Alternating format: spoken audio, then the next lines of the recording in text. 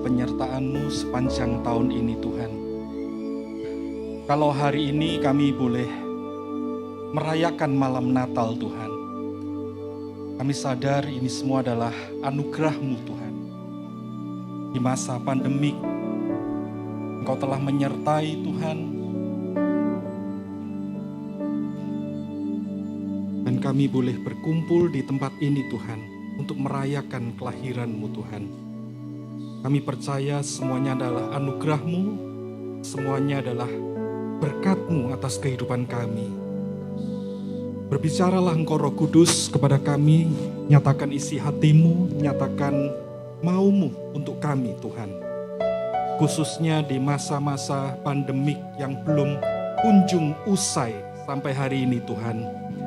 Tapi kami percaya bahwa rencana-Mu tidak akan pernah berhenti. Rencana-Mu tidak bisa dibatasi, bahkan dihentikan oleh apapun juga Tuhan. Karena Engkau adalah Raja di atas segala raja. Engkau di atas semua kesulitan. Engkau di atas pandemik Tuhan. Engkau di atas segala-galanya. Oleh sebab itu Tuhan Yesus, kalau Engkau sendiri sudah datang ke muka bumi ini, maka rencana-Mu akan terjadi. Dan ini kami Tuhan, pakai setiap kami. Berbicaralah Engkau pada kami, di dalam nama Tuhan Yesus. Amin. Silakan duduk Bapak Ibu.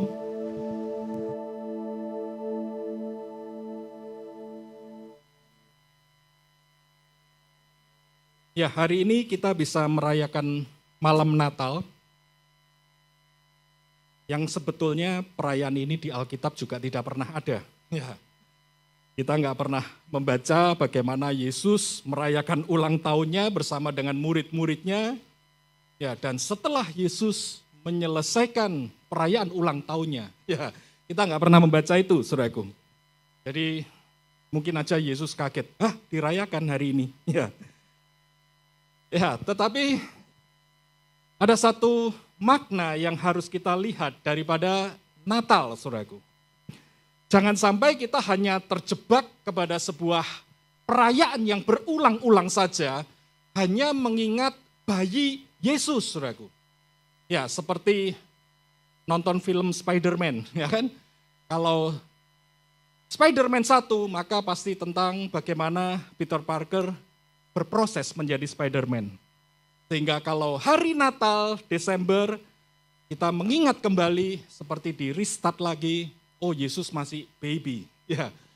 Nah, mungkin memang hari Natal menceritakan bagaimana Yesus datang, tetapi saya ingin lebih mengajak saudara untuk melihat bahwa Dia adalah Raja yang datang. Sehingga kita bukan sekedar mengingat bagaimana ada baby yang lahir di sebuah kandang, tetapi lebih daripada itu ada seorang raja di atas segala raja yang sedang hadir di muka bumi, saudaraku. Salah satu hal yang saya bikin kaget ketika saya nonton Avengers, ya. Bagi teman-teman yang suka nonton Marvel, maka tentunya ketika nonton Avengers, salah satu yang bikin saya kaget adalah tentang portal. Tahu ya, portal ya? Bagaimana langit terbuka waktu itu di Avengers, langit terbuka dan kemudian yang datang siapa? Ya, bisa monster, bisa makhluk luar angkasa, bisa siapapun, saudaraku. Ya, ketika portal mulai terbuka. Nah, sejak saat itu, setiap kali nonton filmnya Marvel, selalu berurusan dengan isu portal yang terbuka. Dan khususnya si Dr. Strange itu yang punya kemampuan untuk membuka portal atau jalan menuju ke alam lain. Ya, jalan menuju ke alam lain atau pintu menuju ke alam lain itu dibuka, saudaraku. Dan kemudian masuklah makhluk alam lain ke bumi. Nah,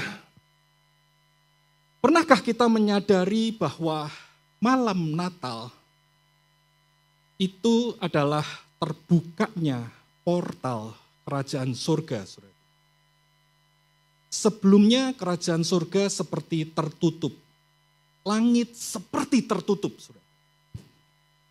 Tetapi kehadiran Yesus ke muka bumi, dia sedang membuka portal kerajaan surga, saudaraku. Makanya ketika Yesus mulai datang ke muka bumi, yang heboh adalah malaikat turun naik, saudaraku. Kenapa malaikat turun naik? Karena portal kerajaan surga sedang dibuka oleh Tuhan Yesus. Seperti yang diungkapkan, coba kita lihat ya, yaitu di Yohanes 1, ayat 51. Yohanes 1 ayatnya yang ke-51, saya bacakan ya, di situ dikatakan, lalu kata Yesus kepadanya, aku berkata kepadamu sesungguhnya engkau akan melihat langit terbuka dan malaikat-malaikat Allah turun naik kepada anak manusia. Makanya salah satu hal yang sangat menghebohkan ketika Yesus akan lahir itu adalah malaikat mulai bermunculan. Malaikat mulai bermunculan menemui Maria, menemui Yusuf, lalu orang Majus mulai melihat bintang yang aneh, tanda-tanda di langit karena portalnya mau buka. Dan kemudian ketika Yesus lahir, gembala-gembala mulai melihat langit terbuka. Dan di situ ribuan malaikat itu menyanyi. Kalau di Avengers mungkin kita disuguhin oleh Marvel bagaimana setiap kali portal terbuka, maka kejahatan yang masuk, saudaraku. Itu adalah kisah perjanjian lama. Saudaraku. Kisah perjanjian lama, pasukan iblis itu memang memporak-porandakan. Saudaraku. Makanya ketika Yesus mulai turun ke muka bumi, sang raja itu sendiri turun, saudaraku. Portalnya seperti dibuka. Dan saat itulah, maka kita akan melihat bagaimana malaikat selalu turun naik. Keajaiban-keajaiban Tuhan itu terjadi atas gereja, saudaraku. Coba kita simak Yohanes 3 ayat yang ke-13. Yohanes 3 ayatnya yang ke-13, di situ dikatakan demikian. Tidak ada seorang pun yang telah naik ke surga selain daripada dia yang telah turun dari surga, yaitu anak manusia. Oleh sebab itu sebetulnya Natal itu kita bukan sekedar memperingati kelahiran seorang baby di sebuah kandang, tetapi kita sedang memperingati bahwa raja di atas segala raja, saudaraku. Dia seperti tidak tahan dengan kejahatan manusia. Dia seperti tidak tahan dengan dosa manusia. Sehingga dia harus buka portal kerajaan surga. Dan dia turun ke muka bumi. Saudaraku. Dan pasukannya para malaikat ikut berhamburan, turun naik. Antara kerajaan surga dan bumi, saudaraku. Dan kerennya, dia turun bukan sebagai langsung menunjukkan kekuasaan sebagai raja kayak Thor yang sudah langsung punya super power yang hebat. Tetapi kerennya dia berani mengambil rupa yang paling lemah, saudaraku. Oh itu kalau orang gak keren, gak bisa, saudaraku. Makanya teman-teman lihat ya, teman-teman kalau suka misalkan nonton film ilmu bela diri. Wah biasanya orang yang paling berilmu, yang istilahnya yang paling sakti, justru paling gaya atau paling low profile. Paling low profile. Justru biasanya yang menunjukkan, wah paling gaya, itu apa? Ya itu hanya staff, ya kan? Ya itu hanya staffnya, itu hanya kacungnya, nah itulah yang sok gaya, saudaraku. Tapi justru dia yang paling berilmu tinggi, biasanya dia akan low profile. Makanya buat saya Yesus itu keren banget, saudaraku. Kenapa? Dia berani mengambil rupa yang paling lemah, saudaraku. Yaitu baby. Dia mengambil rupa yang paling lemah sekalipun. Kenapa? Karena dia memang raja di atas segala raja. Kalau dia hanya datang menunjukkan kekuasaan, ya semua orang yang yang sok bertato, yang sok lengannya, ototnya gede-gede, ya semuanya begitu. Pamer kekuasaan, pamer kekuatan. Justru ketika dia adalah orang yang sangat berkuasa, dia tunjukkan sesuatu yang sangat berbeda. Dia low profile, saudaraku. Nah, oleh sebab itu, saya cuma ingin mengajak di malam Natal ini, lihatlah bahwa portal kerajaan surga itu sudah terbuka, saudaraku. Makanya kalau dikatakan kelahiran baru itu kita diberi kemampuan melihat portal itu, saudaraku. Coba ya dibuka ya, Yohanes 3 ayatnya yang ke-3. Yohanes 3 ayatnya yang ke-3. Di situ dikatakan, Yesus menjawab katanya, aku berkata kepadamu, sesungguhnya jika seorang tidak dilahirkan kembali, ia tidak dapat apa? Melihat kerajaan Allah, dia nggak bisa lihat. Ya, seperti kalau Dr. Strange sedang membuka portal, tidak semua orang bisa melihatnya. Tidak semua orang bisa menyadarinya. Hanya orang-orang tertentu yang bisa menyadarinya. Ya, seperti, saya sedikit promosi filmnya Marvel, ya kan. Seperti kalau saudara nonton Shang-Chi, ya kan. Nah, di endingnya Shang-Chi, ya kan, portal terbuka, hanya Shang-Chi yang bisa lihat. Yang lainnya nggak bisa lihat. Ya kan, orang-orang di sekitarnya nggak bisa lihat, saudaraku. Nah, demikian juga, memang kerajaan Allah itu sudah datang. Kerajaan surga itu sudah datang. Tetapi apakah semua bisa melihatnya? Belum tentu, saudara. Bagaimana untuk melihat itu? Yesus bilang, engkau harus lahir baru. Ketika engkau lahir baru, maka matamu seperti terbuka dan engkau akan melihat Tuhan hadir di sini. Tuhan ada di sini.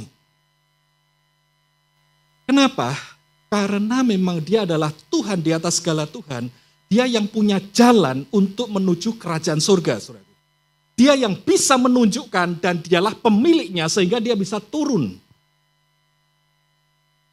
Dan ketahuilah bahwa kunci menuju portal itu diberikan kepada siapa? Gereja, saudaraku. Kunci menuju portal itu, sekali lagi, itu sudah diberikan kepada gereja, kepada saudara dan saya. Kita lihat beberapa ayat ya. Makanya coba kita lihat di Matius 16. Ayatnya 18, 19. Matius 16 ayat 18 dan 19 dikatakan, dan aku pun berkata kepadamu, engkau adalah Petrus, dan di atas batu karang ini aku akan mendirikan jemaatku dan alam maut tidak akan menguasainya. Kepadamu akan kuberikan kunci kerajaan surga. Sehingga apa yang kau ikat di dunia ini akan terikat di surga dan apa yang kau lepaskan di dunia ini akan terlepas di surga. Wah, ini keren banget, teman-teman. Ini saya cuma membayangkan seperti apa sih? Aduh, sorry ya, pakai Marvel lagi ya. Nah, saya membayangkan cuma seperti apa? Ketika Dr. Strange sama Spider-Man, kalau teman-teman ada yang nonton. Ya kan? Ya, sama Dr. Strange, mau kemanapun, portalnya tinggal dibuka, kalau Dr. Strange ikat, ya selama portal itu terbuka, dia akan terikat. Kemanapun terikat, dia akan terikat, saudaraku. Dan kunci itu, sekali lagi, itu sudah diberikan kepada kita. Amin. Sehingga, sadar enggak teman-teman, kita punya tanggung jawab untuk membuka portal itu kepada orang-orang yang ada di sekitar kita. Persis sekali lagi, tidak semua orang punya kemampuan untuk melihat jalan itu, tidak semua orang punya kemampuan melihat pintu itu, kalau saudara dan saya tidak membukanya. Karena kunci itu diberikan kepada kita. Ya, atau istilahnya cincinnya Dr. Strange dipegang oleh siapa? Wah, belum nonton, ya kan? Nanti saya dikira spoiler, ya kan? Ya, ketika cincinnya Dr. Strange dibawa seseorang, dia punya kemampuan untuk membuka portal, saudaraku. Nah demikian juga Yesus sudah kasih kunci itu. Kunci itu tak kasih buat kamu. Jadi orang-orang di sekitar kita bisa melihat kerajaan surga atau tidak, tergantung siapa? Halo? Kita. Tergantung kita mau buka atau enggak, itu aja. Kalau kita enggak pernah mau buka, kalau orang-orang di sekitar kita tidak pernah merasakan kasih Tuhan, ya wajar. Kenapa wajar? Kita enggak pernah membukanya. Oleh sebab itu kita harus mau membuka pintu kerajaan surga buat orang-orang yang ada di sekitar kita, saudaraku. Kalau kita buka di malam Natal, mereka akan bisa melihat bahwa Sang Raja turun untuk menunjukkan cintanya. Tapi kalau kita tidak membuka pintu itu, kita tidak membuka pintu kerajaan surga, jangan heran buat mereka malam Natal adalah malam apa? Diskon. Nggak lebih dari itu. Ya, malam Natal adalah malam diskon, ya kan? Ayo belanja, ya kan? Ya, apalagi ditunjang dengan 12-12, ya kan? Wah, itu malam Natal, itu saatnya belanja. Kenapa mereka tidak bisa melihat kerajaan Allah? Kenapa mereka tidak bisa melihat kasih Tuhan? Mereka lebih melihat Sinterklas, karena memang kita nggak buka, itu aja. Bukan Tuhan tidak mau menjumpai, Tuhan sudah menjumpai. Kehadiran Yesus sekali lagi, dia buka portal kerajaan surga, saudaraku. Dia udah buka. Dan setelah dia buka, dia bilang, aku kasih kuncinya ke kamu, gereja, aku kasih. Kalau kita dikasih kunci, berarti untuk membuka apa? Pintu. Kunci itu hubungannya sama pintu, teman-teman. Jadi kalau kita sudah dikasih kunci, maka kita yang punya kemampuan buka pintu itu. Jadi kalau kita nggak buka, ya jangan heran orang-orang di sekitar kita nggak merasakan kasih Tuhan. Kenapa nggak merasakan? Bukan Tuhan nggak mau jamah, enggak. Tuhan bilang, aku sudah turun, aku sudah buka portalnya. Ayo semua orang itu bisa datang. Nah cuman kunci itu tak kasih ke kamu. Jadi kalau engkau ingin orang lain datang, bukalah kuncinya. Maka orang lain akan lihat kerajaan surga. Bukalah kuncinya, maka orang lain akan merasakan mujizat Tuhan. Bukalah kuncinya, maka orang lain akan merasakan kasih Tuhan. Sehingga Natal bukan masalah diskon, saudaraku. Natal bukan masalah Sinterklas. Tapi Natal berbicara Sang Raja dari kerajaan surga, buka portalnya dan dia turun ke bumi. Sehingga malaikat turun naik, saudaraku. Itu yang kita punya, saudaraku. Amin. Itu kunci yang kita punya, saudaraku. Makanya gunakan kunci kita dengan baik. Makanya menarik banget, Yesus memberi nama dirinya itu adalah Immanuel. Yang artinya apa? Tuhan beserta. Kenapa Tuhan beserta? Karena dia turun dari kerajaannya. Dia turun dari tahtanya. Kalau kita cuma sekedar butuh mujizat, butuh pemimpin hebat, mungkin Tuhan sudah bisa kirim Musa. Tuhan bisa kirim Daud. Kan kamu cuma butuh pemimpin hebat kan? Kirim aja si Musa. Kirim aja si Daud. Oh kita butuh apa? Berkat, ya kan? Tuhan bisa kirim mana, saudara. Tapi kalau kita butuh penyertaan, maka dia harus turun dari tahtanya, saudara. Karena kita butuh penyertaannya dia. Kita butuh kehadirannya dia, saudaraku. Makanya Yesus namanya adalah Immanuel. Tuhan beserta dengan kita. Jadi kalau kita datang kepada Yesus, jangan sekedar minta berkat, saudaraku. Kalau cuma sekedar minta berkat, Tuhan gak butuh turun. Kirim mana 40 tahun, mereka makan kenyang di padang gurun. Kalau cuma sekedar butuh mujizat, Tuhan bisa kirim nabi-nabinya. Wah, mereka mengalami mujizat. Tapi kalau engkau butuh penyertaan, maka Tuhan harus turun sendiri. Amin. Dia harus turun sendiri. Makanya ketika kita datang kepada Tuhan, mintalah, Tuhan sertai aku.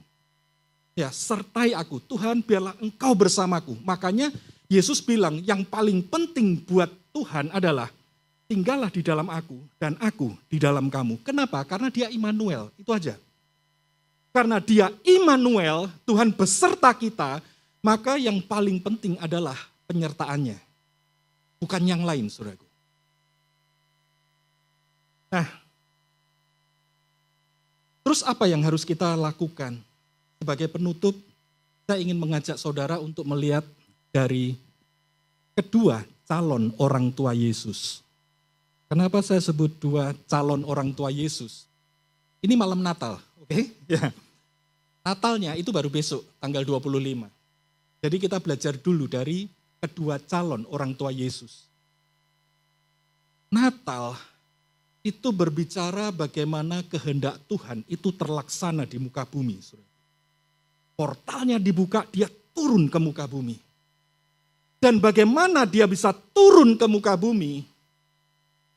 Harus ada orang-orang yang bersedia, punya kerinduan, memberi diri, saudaraku, untuk kehendak Tuhan terlaksana di muka bumi. Untuk kehendak Tuhan itu terjadi di muka bumi, saudara.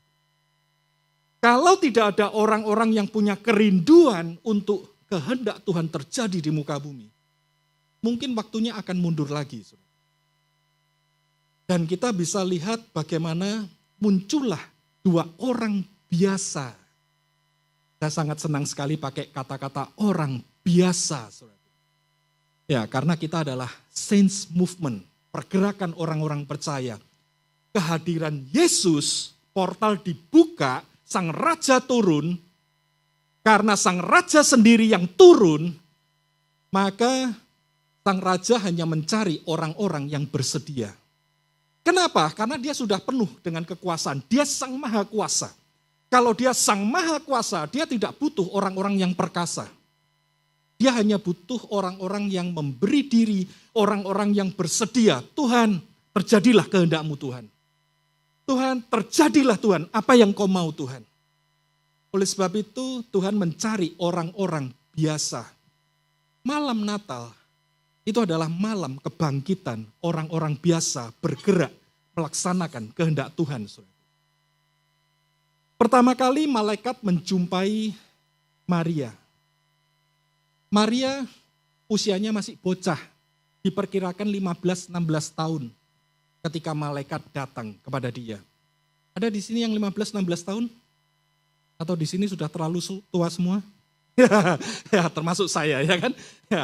Ya, sungkan saya mengaku 15-16 tahun, meskipun saya mengacungkan tangan, ya kan? Ya, ada yang 15-16 tahun. Maria dijumpai oleh malaikat itu di usia kurang lebih 15-16 tahun. Dan kemudian malaikat kemukakan apa yang diingini Tuhan, apa yang direncanakan Tuhan. Dan kemudian Maria cuma menjawab apa? Aku ini hamba Tuhan. Terjadilah yang Kau mau Tuhan. Terjadilah atas hidupku apa yang Kau mau.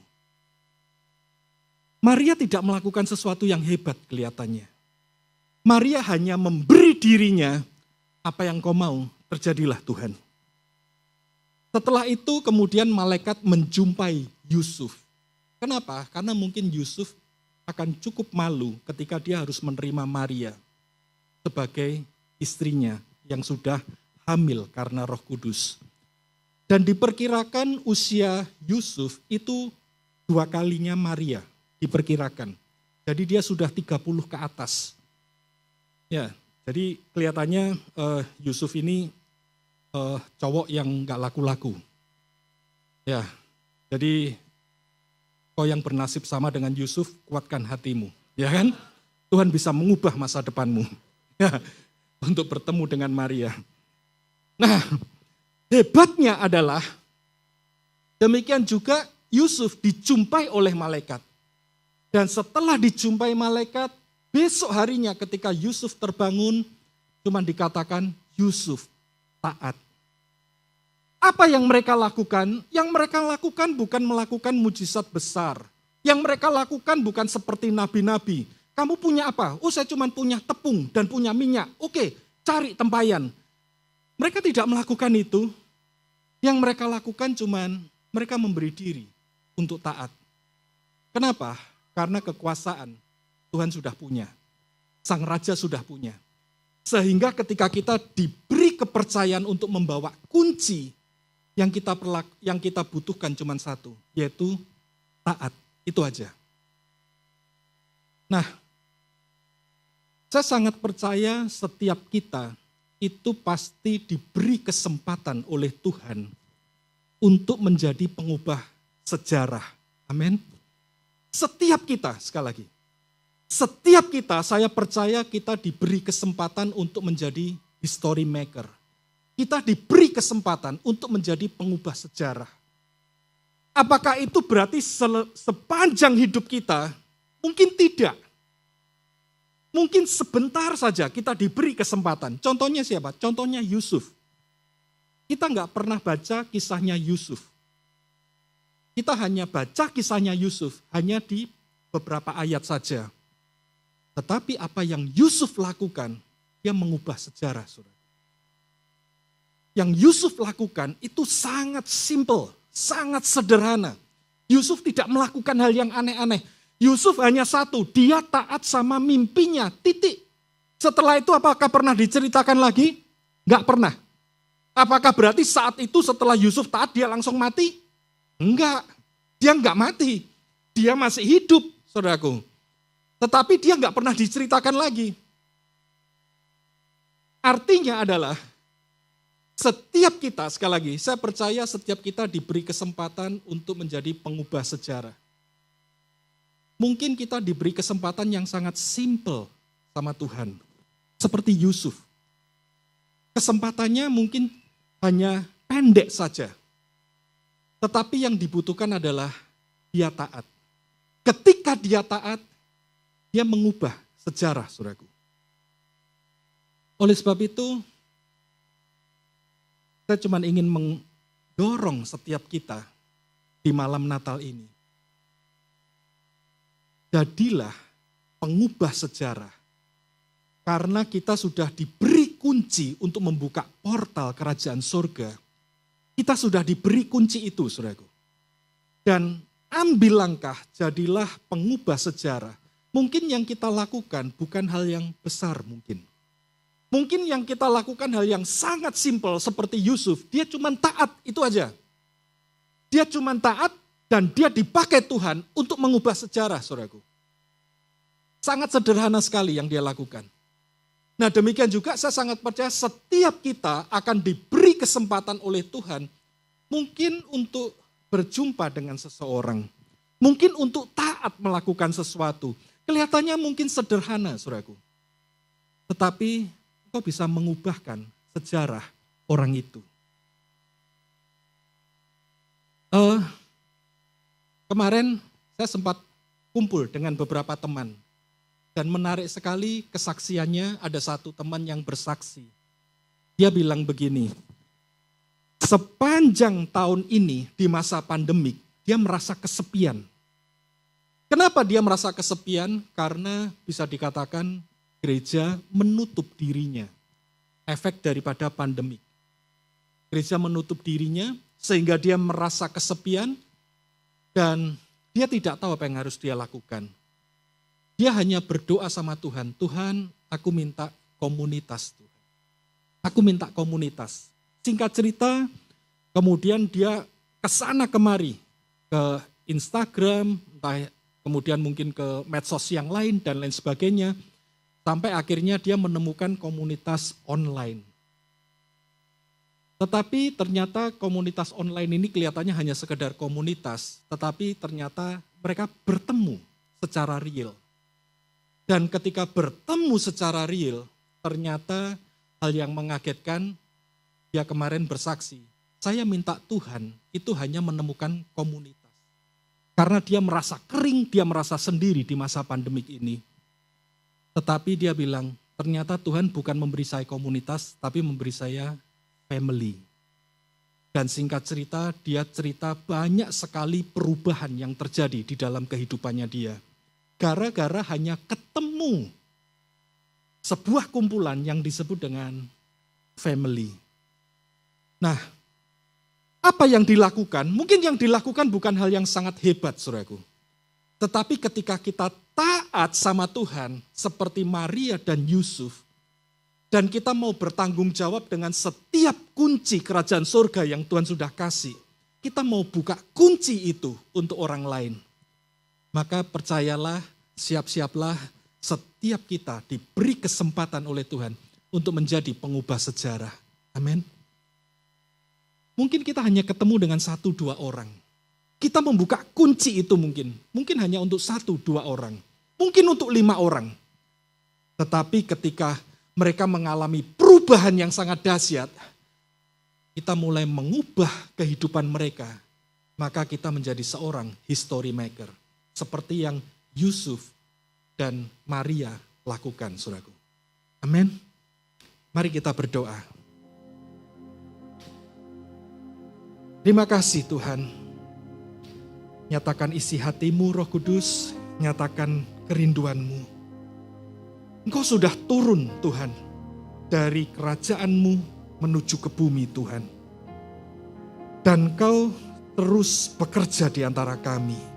Engkau sudah buka Tuhan jalan itu, Engkau sudah buka Tuhan pintu itu Tuhan.